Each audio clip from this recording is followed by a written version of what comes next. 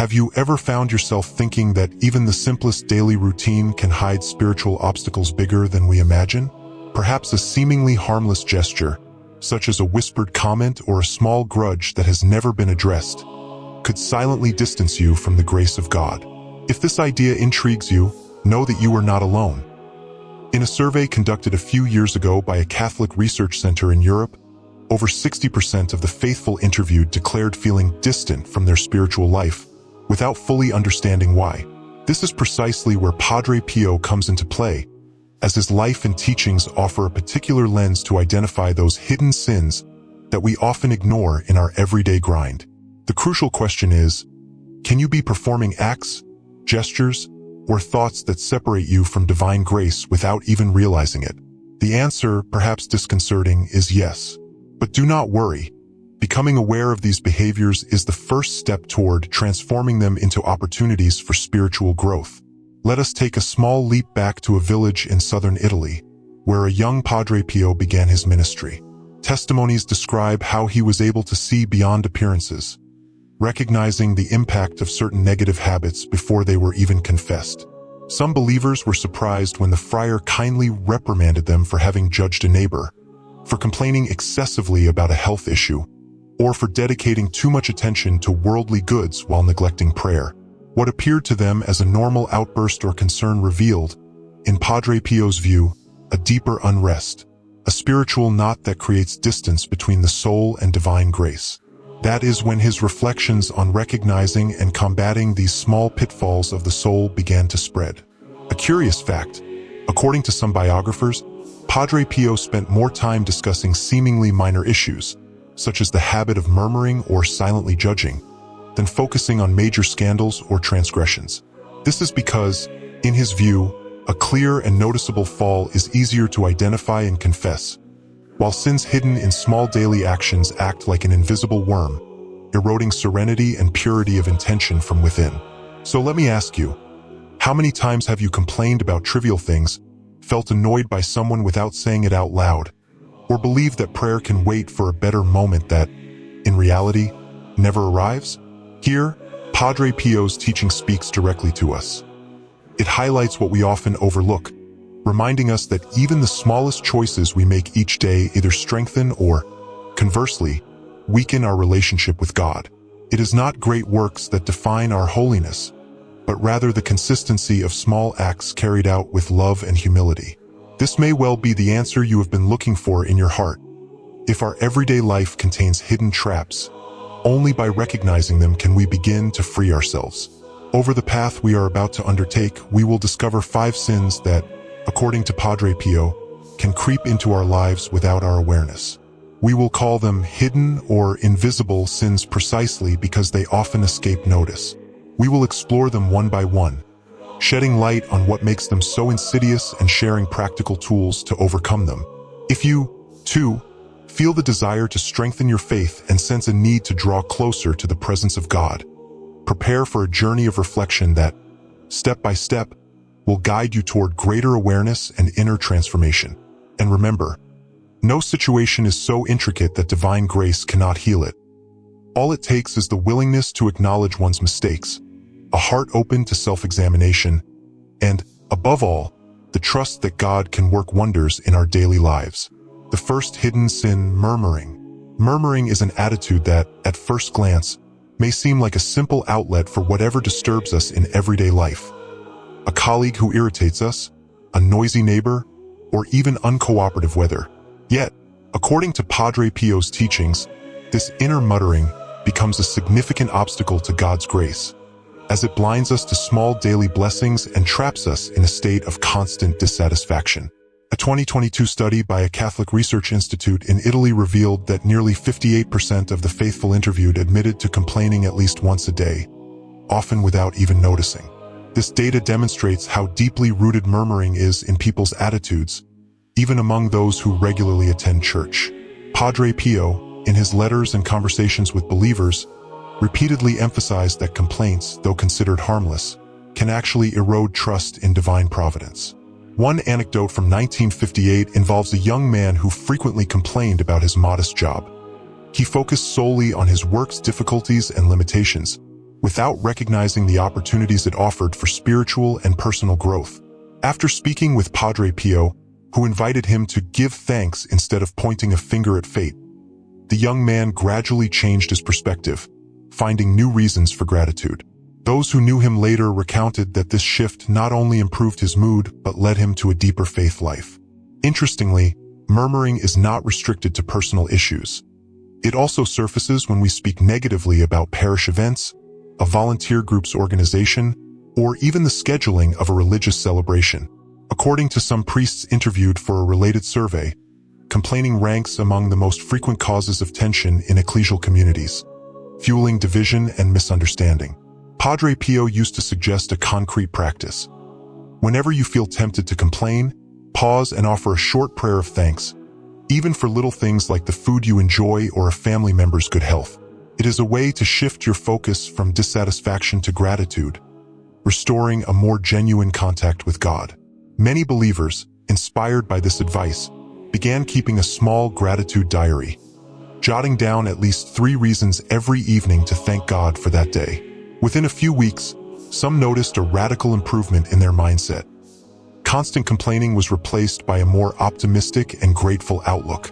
This strategy, now recommended by many psychologists specializing in personal well-being, shows that the biblical principle "always give thanks," 1 Thessalonians 5 verse 18, is not merely a theoretical exhortation but a practical tool for enhancing inner balance. In conclusion, murmuring represents the first insidious hidden sin because it disguises itself behind the seemingly harmless act of complaining. Statistics and tangible examples confirm how widespread it is and how much it can affect both our spiritual and emotional state. Adopting Padre Pio's suggestions, blocking the flow of negativity and substituting it with moments of thankfulness, means initiating an inner transformation. Thus, you move from a simple act of discontent to an act of gratitude capable of opening you once again to God's grace. The second hidden sin, judgment. We often assume that judgment only shows itself through harsh gestures or cutting remarks aimed at others. In reality, based on various writings and testimonies about Padre Pio, the act of judging lies in far subtler internal attitudes.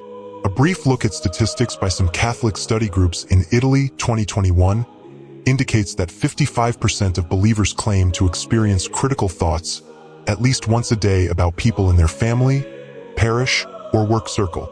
While these figures highlight a fairly common human tendency, they also urge us to explore more deeply why we judge and how this affects our spiritual journey. Padre Pio insisted that judgment is not limited to outward expressions of criticism but often lurks within our thoughts. Even when we do not voice negative opinions out loud, we may cultivate a sense of superiority or condemnation toward someone. This mindset, the Capuchin friar explained, erects an invisible wall between us and the chance to practice Christian charity. If we view a brother or sister through the lens of prejudice, we will struggle to see the image of God in them.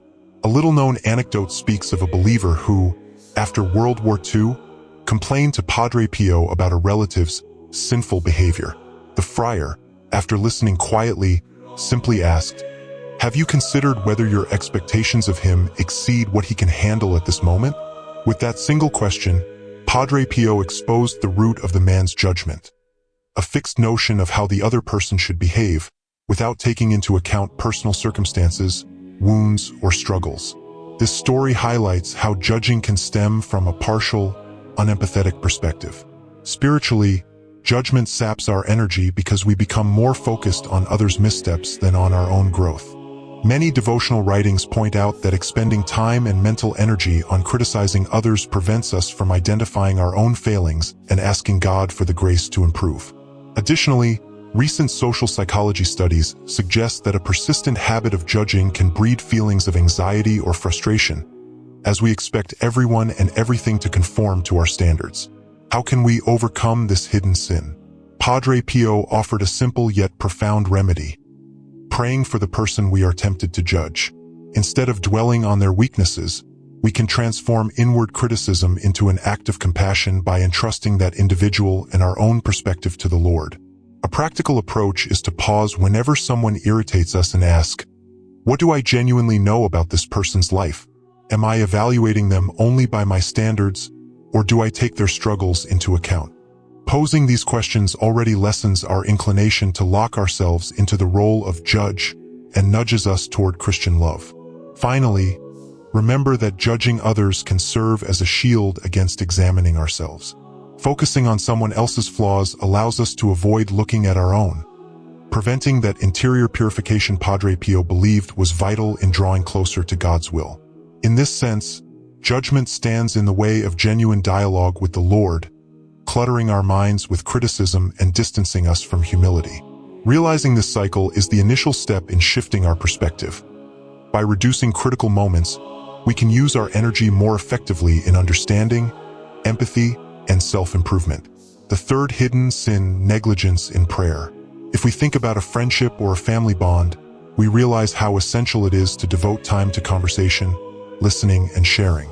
Similarly, prayer is a privileged channel of communication with God, allowing us to open our hearts, seek help, and express gratitude. Yet too often, we neglect this practice, assuming we can do it later or it's not that urgent. Pastorally, many priests note how the pace of modern life leads a growing number of the faithful to perpetually postpone prayer, sometimes ignoring it completely on certain days. A 2021 survey by a Catholic association in an Italian diocese found that about 40% of those interviewed did not pray regularly. Of that group, half claimed they didn't have enough time. Nevertheless, Padre Pio, known for his deep intimacy with God, emphasized that prayer doesn't demand hours of total isolation, but rather an open heart. Just a few minutes are enough, provided they are filled with sincerity. In one address to the faithful, the Capuchin friar reminded them that the effectiveness of prayer does not depend on word count, but on the love with which we approach God. Negligence in prayer creates an interior void, distancing us from the very source of grace. If we never set aside a moment to talk with the Lord, we become vulnerable to doubts and temptations that emerge during our routine. It's akin to trying to maintain a friendship without ever contacting the other person. You risk losing closeness and misreading signals that might otherwise deepen the relationship. Moreover, those who neglect prayer often lose the habit of recognizing God's invitations in everyday life, whether it's an unexpected word of consolation or an opportunity to serve others. Padre Pio suggested starting and ending the day with a brief moment of reflection. Even a single minute to give thanks or seek guidance in a difficulty can be a bridge connecting us to heaven. Several believers testified that following his advice allowed them to regain a sense of peace they thought they had lost. Persevering in prayer, even if it's just silently repeating the name of Jesus throughout the day, serves as a thread keeping us anchored to a higher perspective than mundane concerns. We also need to acknowledge that neglecting prayer weakens our bond with the sacraments. If we aren't in the habit of conversing with God daily, Sunday Mass or confession might turn into mechanical gestures, devoid of genuine inner drive. On the other hand, a life punctuated by small but frequent moments of prayer fosters a more conscious attitude toward the liturgy, making every celebration a living encounter with the Lord. A concrete approach, promoted in certain spiritual retreats inspired by Padre Pio's example, is prayer reflection on daily episodes. For instance, while walking or standing in line at the store, we can ask ourselves, at what moment today did I sense God's presence most strongly? Even a small positive experience, like an act of kindness from a stranger, can become a reason for heartfelt thanksgiving. Over time, this habit kindles an ongoing dialogue with the Lord, replacing the tendency to neglect Him. Ultimately, negligence in prayer is a sin that easily slips under our radar, yet it gradually undermines our faith. Failing to speak with God is, at its core, denying ourselves the possibility of being guided and strengthened by His grace. Recognizing this oversight and committing to reverse course is a decisive milestone in spiritual life. If we manage to set aside even a few moments of reflection each day, we'll rediscover the beauty of a communion that nourishes the soul and makes us more receptive to carrying out divine will. The fourth hidden sin, attachment to material goods. Amid commercial promotions and advertising pressure, it's easy to lose sight of how the urge to accumulate or own can become a serious hindrance to our spiritual freedom. Attachment to material things does not concern only those with substantial wealth or a taste for extravagant luxury. It can also emerge through seemingly harmless habits. Padre Pio, who led a simple life and showed marked concern for the needy, urged people to examine their attitude toward possessions. According to accounts from believers who met him in the 1950s, sometimes simply hearing how a person spoke of their goods was enough for him to realize how strongly rooted the notion was that security came from money or objects, rather than trusting in providence. A 2020 study by an Italian university found that 62% of participants considered themselves dissatisfied with their economic situation, regardless of actual income. This statistic implies that a constant sense of lack drives attachment to possessions. People always want something more, whether it's a bigger bank account, a larger home, or the latest gadget. Padre Pio warned that these ambitions threaten to shift our focus from spiritual fulfillment toward earthly satisfaction. According to him, when one's heart depends excessively on tangible items, one neglects the reliance on God, the true foundation of every Christian life. One biography recounts the case of a young entrepreneur who, though his business thrived, lived in fear of financial ruin. The more he amassed, the more anxiety consumed him. In a brief exchange, Padre Pio offered advice that made a profound impression. If you build your future solely on money, you will never find peace, because any gust of wind will make you afraid of falling. This invitation to reassess his priorities shook the young man, prompting him to invest energy in charitable efforts and seek a more balanced approach between work and inner life. Spiritually speaking, clinging to material goods stifles generosity and willingness to share. When we're obsessed with guarding what we own, we become less inclined to help those around us, even in small things such as offering our time or listening attentively. In this regard, Padre Pio proposed practicing detachment through specific gestures of charity. Donating in used items, supporting volunteer projects, or dedicating a few hours to someone in need are ways to combat the "it's all mine" mindset, opening up to a vision of true fellowship. Certain religious communities advocate a spiritual budget. Alongside tallying monthly expenses, you can evaluate how much you have genuinely shared. This exercise makes clear the difference between hoarding and wisely stewarding your resources. After all, as Padre Pio often reminded his followers, what truly matters at the end of our earthly journey is not how much we've collected, but the good deeds we've sown throughout our path. Lastly, it's crucial to note that freeing yourself from material attachments doesn't mean leading a life without comforts, but rather recognizing that everything you possess is a temporary gift. The goal is to live with gratitude and a heart ready to share, putting your trust in God as the ultimate source of hope and stability. In doing so, you discover a peace that no amount of luxurious possessions can ensure. By placing God at the center, not worldly objects, the soul finds the space to grow in freedom, just as Padre Pio wished for each soul searching for genuine serenity. Having reached the end of this journey into the hidden sins identified through Padre Pio's teachings, a clear message resonates. Our daily habits, sometimes overlooked or deemed insignificant, can create distance from the deeper reaches of God's grace.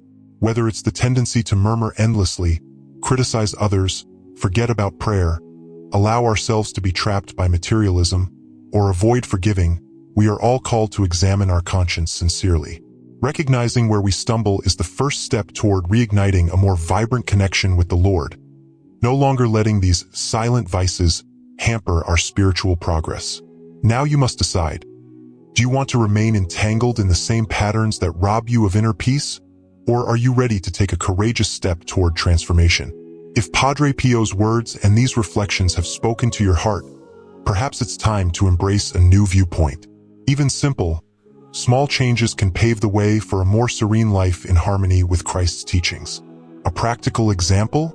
Instead of complaining, give thanks at least once a day for the blessings around you. Instead of judging, try praying for the person who frustrates you. Make a consistent effort to pray daily, even if it's just a few minutes of meditation. And above all, loosen your hold on material attachments that confine your spirit, recognizing God as your true source of security. If you enjoyed this content and feel it has brought meaningful insights into your life, I invite you to make a concrete gesture of sharing and support. Subscribe to our channel. Each new video is designed to help you deepen your faith and fortify your relationship with the Lord. Click like if you found these ideas helpful, indicating we're on the right track. And most importantly, share the link with your friends and family so that even the people you care about can hear these reflections and, who knows, discover fresh motivation for their own souls. Often a single video, stumbled upon by chance, is all someone needs to regain hope or confront neglected areas of conscience. Finally, remember that every small step toward God is welcomed by heaven with great joy. No opportunity is lost as long as we choose to entrust our frailties to Him. Embracing Padre Pio's message ultimately means recognizing that holiness is not reserved for a select few, but is a path open to everyone, marked by setbacks and renewals, prayer and openness of heart. Each act of sharing might be the spark that reawakens faith in a loved one, rescuing them from a gradual drifting away. The Lord moves where He finds hearts ready to receive Him. May yours be among them now and always.